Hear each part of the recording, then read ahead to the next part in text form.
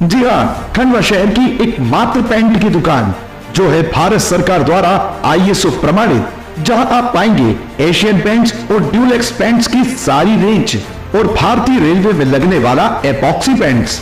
साथ ही हमारे यहाँ वाटरप्रूफिंग केमिकल की सारी रेंज उपलब्ध है और मकान में लगने वाले दीमक का काम भी किया जाता है। अधिक जानकारी के लिए संपर्क करें राजा पेंट्स, बॉम्बे बाजार, खंडवा। जी बताइए, काहे के लिए आप यहाँ आए हैं? हम लोग यहाँ आए मदद के लिए आए। हम लोग यहाँ पे सबसे मदद चाहते हैं। हम लोग का झगड़ा कोई कुछ नहीं, झगड़ा हुआ कुछ भी नहीं था। हम लोग घर में बैठे थे, सरपंच चुनाव की वजह से झगड़ा हुआ। सरपंच हमारे जो सहयोग वाले थे ना, वो जीत गए और वो लोग जो हमारे जो हमला करे ना, वो लोग हार गए। उनकी मम्मी हार गई थी, तो इसलिए वो लोग ने लड़ाई झगड़ा करा, घर में घुस के मारा हम लोग को। कितने लोग घायल हुए? हम लोग 6 लोग हैं, 6 लोग घायल हैं। आज SP ऑफिस क्यों आए? ज्ञापन देने के लिए आए थे हम लोग को कुछ भी मदद कर दो, सहयोग कर दो। हम लोग का राजनीति के दबाव में वो लोग बोले कि सब ध्यान नहीं दे रहे हैं, राजनीति ध्यान। तो झगड़ा किस वजह से हुआ? झगड़ा क्या था? सरपंच चुनाव की वजह से। सरपंच चुनाव कौन जीता वहाँ? हाँ, रुक्मणी बाई जीती। तो लड़ा किसने? एक रुक्मणी बाई लड़ी थी और एक नीला बाई। ये कौन है? हरिजन है, दोनों हरिजन। हरिजन समाज के? हाँ, हरिजन समाज के। क्या हुआ फिर वहाँ? वो लोग जीते, उस पर से वो लोग बोल रहे थे कि तुम लोग उनको क्यों जिताए। तो हम लोग बोले भाई हमारे ओर से थोड़ी गुजर लोग भी है, कम से कम 332 से वोट जीती है वो। तो बोले हम लोग तुमको रहने नहीं दे, तुम्हारा घर तोड़ देंगे, तुम्हारे बच्चे को घर से बेघर कर देंगे। और घर में घुस के मारने लग गए आके। कुछ बोला नहीं, कुछ नहीं। क्या नाम? मेरा नाम रजिया है। वो तो बोले कि ये लोग छेड़छाड़ कर रहे थे पूरा पारी लड़कियों से। नहीं, कुछ भी नहीं, बच्चे सब काम पे गए हुए, सब झूठ बोल रहे हो लोग। कोई भी नहीं था वहाँ, एक बच्चा भी नहीं था, सब काम पे गए हुए थे। ठीक है। देखिए, आज हम लोग SP कार्यालय में एक आवेदन देने के लिए प्रस्तुत हुए थे, जो कि अभी ग्राम सिरोदा का मामला सभी को मालूम है कि ये पूरे तरीके से राजनीतिक मामला है, जिसको 2 पक्षीय विवाद का नाम लोग दे रहे हैं, इसको हिंदू मुस्लिम का नाम लोग दे रहे हैं, जबकि ऐसा कोई विवाद वहाँ पर है नहीं। और ये जो जिनके साथ में घटनाक्रम हुआ है, खुद भी पूर्व सरपंच रही हैं वहाँ पर, है ना। पूर्व सरपंच रहते इनको सर्व समाज के लोगों ने वोट देकर, हिंदू मुस्लिम जो वहाँ पर समाज है, सभी समाज के लोगों ने वोट देकर इनको उस समय में भी जितवाया था।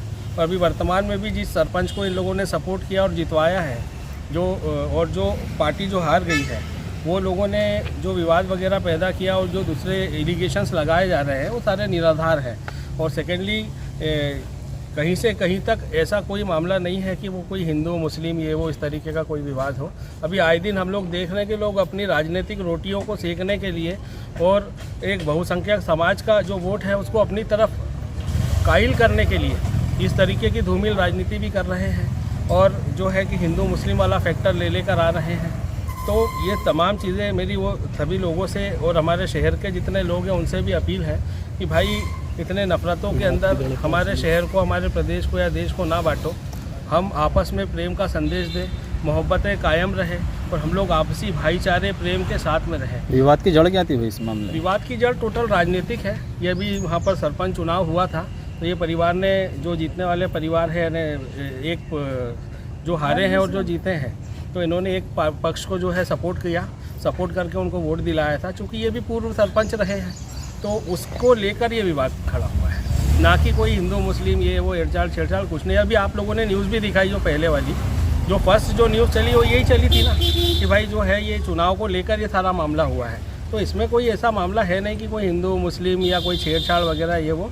और निष्पक्ष कार्रवाई की जो है मांग की गई है, क्योंकि दोनों ही तरफ लोग घायल भी हुए हैं और हम दोनों ही, चाहे वो हिंदू हो चाहे वो मुस्लिम हो, हम दोनों ही परिवारों के साथ में हैं। ऐसी कोई समस्या नहीं है। लेकिन जो हो गया है विवाद, तो अब उसमें निष्पक्ष जांच होकर दोनों पर जो है इक्वल कार्रवाई होनी चाहिए। कार्रवाई तो हो गई है पदम नगर में, तो क्या? जी हाँ, पदम नगर में हो गई है, लेकिन संतोषजनक नहीं हुई है। एक पार्टी के ऊपर 109/1 हुई है BNSS, जो पहले 307 हुआ करती थी, और दूसरी वाली पार्टी के ऊपर नहीं है। जी बताइए, क्या कहना चाहेंगे? ग्राम सिलोदा में अभी कुछ दिन पूर्व जो विवाद हुआ था 2 पक्षों के बीच में, उसी के संबंध में हम आदरणीय SP साहब के मिलने के लिए आए थे और हमारा आवेदन देने के लिए आए थे।